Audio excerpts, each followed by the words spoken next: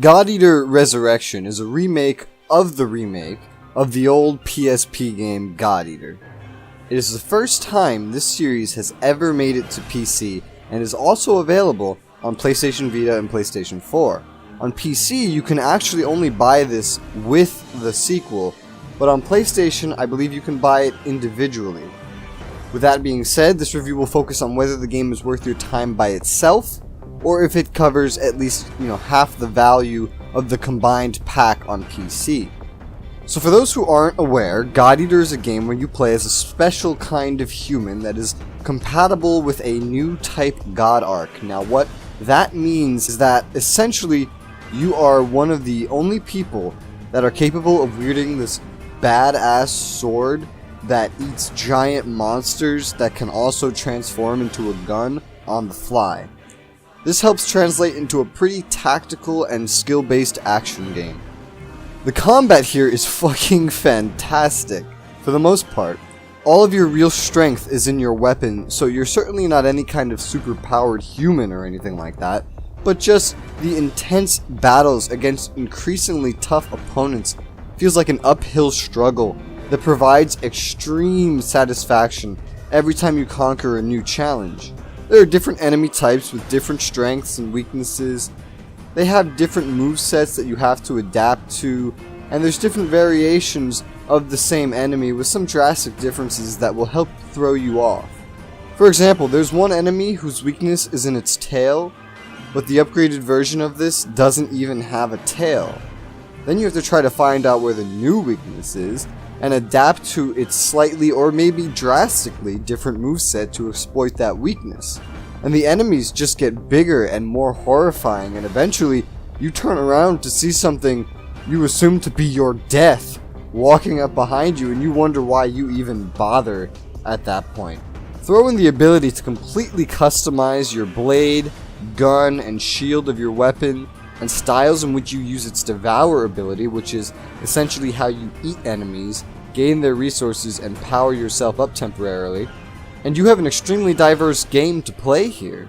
You can customize down to the very bone. First, you pick which type of element you want, then you upgrade it down specific paths, and you can even equip different skills onto the weapon to give you different buffs and all these other neat things. You can fully customize your own look too, although admittedly, most of the outfits are extremely weird looking. Almost every female outfit is slutty, and surprisingly, most of the male ones are as well. There's very few outfits you can actually use if you want to look normal-ish. But the customization doesn't end there. There's even more. From completely customizing what items you bring into battle and picking which companions you bring onto missions, you can also customize the personal abilities of everyone you bring along. Now, I do have one gripe with that system though. There's not much customization to abilities to be done, and usually you end up stockpiling ability points to upgrade for several chapters until a bulk of upgrades unlocks, but there's only like 2 bulks of upgrades that will ever unlock, so that's still sort of irrelevant. You can touch that once every 3 chapters and be completely fine. Vendors and item crafting upgrade rather quickly in the beginning, but eventually fall off into rare slight additions afterwards as well. There's a lot more that could have been done in that regard. There's a lot more that could be there. It just sort of starts to feel empty, especially since all the upgrades for your weapons are placed at least 1 chapter apart from each other. No, this is a 10-chapter game if you just play the base God Eater. If you play it with all the DLCs that come included with any version of this that you buy, this is a 15-chapter game. So you might just see how limited that is.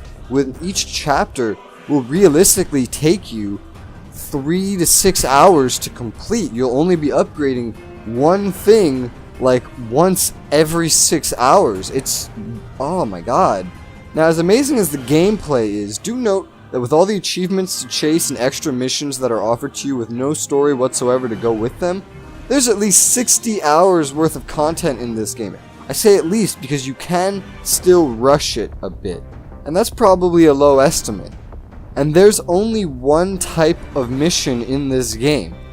go out and destroy this or these enemies.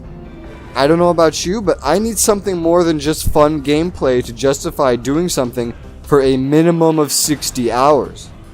Luckily, there are some other things I would say qualify quite well as giving you a reason to keep going. I'm going to start with the characters. The characters are the absolute strength of this game. Not the combat. The combat's great, but the characters are the strongest point in this game. Story aside for a moment, the personalities of these characters are absolutely fantastic. Every one of them is distinct and unique. Even the side characters. They, in the end, were my favorite part of this entire game. Some of them are a little weird.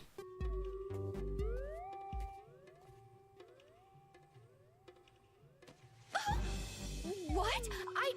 Soft and soft.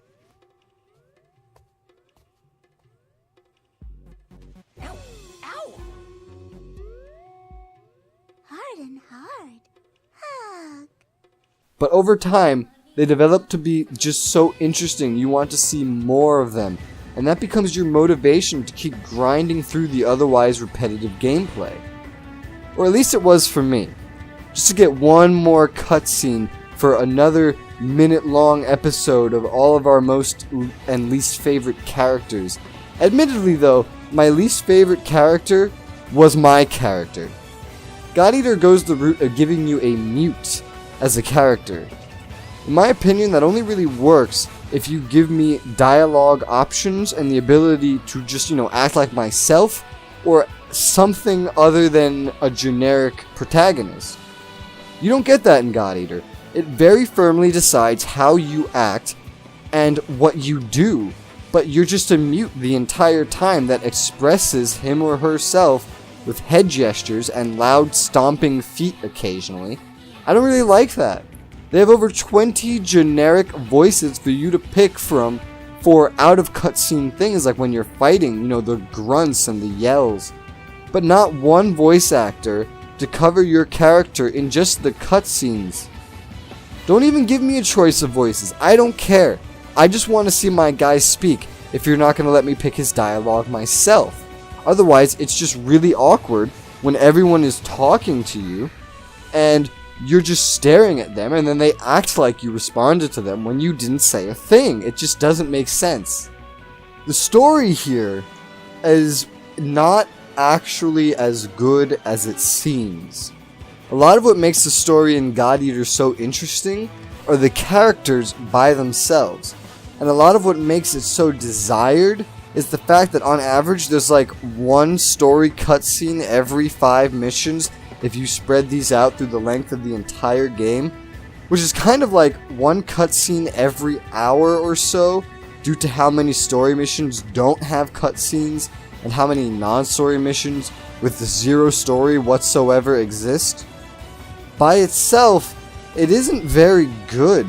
It's mostly just good at progressing the characters and giving them an excuse to entertain you.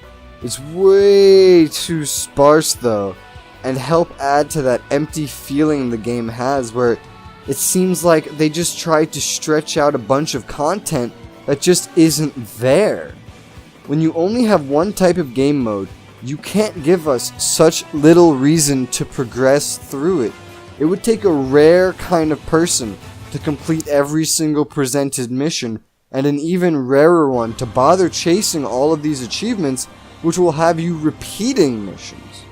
You have to really be in love with the core gameplay because there's not much else here that the game is really offering you.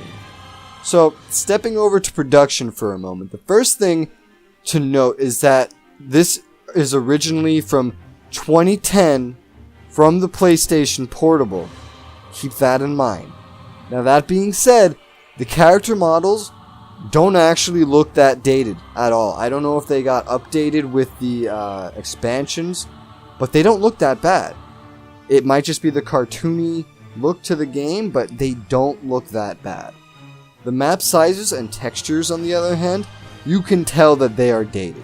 You can see the textures pixelated in like giant chunks. It's horrible. The voice acting is pretty great. and it helps bring the characters to life. But unfortunately, it only really exists in cutscenes. Any other story dialogue is text only, so that's a shame. The animations are bad, and that can really be seen when someone walks in a straight line in a cutscene, or it can also be seen if they do their own little character's signature animation. Oh, we actually got some news about the origami that attacked Lindo. Seems like they caught sight of one in the Western Europe branch, too. We've been seeing these weird origami pop up all over the place, like there's a storm brewing. At least that's what I've been thinking. Getting into the game isn't the easiest thing to do either. The tutorial is somewhat bare bones and poorly executed since it relies on a timer and not on prompts like most tutorials.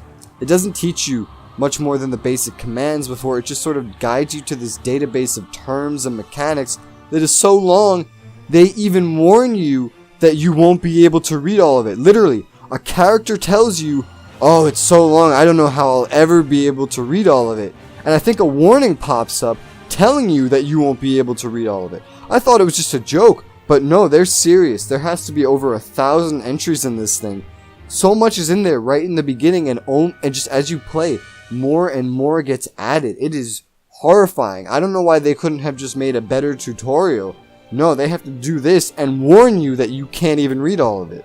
I think there's a problem with your game if that ends up being the case. But moving on, after all of this stuff, after you get through the beginning, it's good to note that the difficulty in the game scales very oddly, since your own capabilities scale with your equipment and friendly AI's personal abilities, or your friends, if you choose to play this cooperatively with a friend. You are reliant on the same stats and gear for an entire chapter at a time usually, but the difficulty of the enemies never stops scaling, and it's on a constant upwards trend. And eventually, you'll be fighting enemies so fast and so tough that your AI cannot keep up no matter what you do, and you really can't escape anything that's happening at that point anyway yourself. So I don't know how well another player would be able to help you. They'd probably do just as bad. And that's another good thing to mention. The AI here sucks, dude. They're not as useless as some other AI in some other games, but, you know, against weaker enemies, they can effectively handle them alone. But against something that requires actual tactics, and tactics that the game constantly tells you that you need to use, the AI attack in all the wrong spots, but admittedly, they have a talent for dodging up to a certain point anyway. Another thing I found very weird is in the beginning of the game, they constantly tell you never to fight more than one enemy at a time, and then constantly after that, throw you into missions where you start out surrounded by like 20 enemies or fighting multiple large enemies at one time. They'll tell you, oh, you know, try to split them up. But the AI are not capable of coordinating with you like the game tells you you're supposed to do. They're mostly just good at distractions. You need players to help you. The AI won't. But don't ever worry about the AI taking your spotlight. Because even if you have not attacked an enemy for like 2 minutes and the AI has been hitting them constantly, most of the time they'll just ignore the AI and still focus on you anyway, even if all of your companions have aggro enhancing abilities and you have an anti-aggro ability, because the AI is just bad. They're nerfed, they're stupid, they're useless, and the enemies know this. They need to either make the AI better or make playing with other people easier, like drop in, drop out for each mission. Otherwise, this is just not gonna work.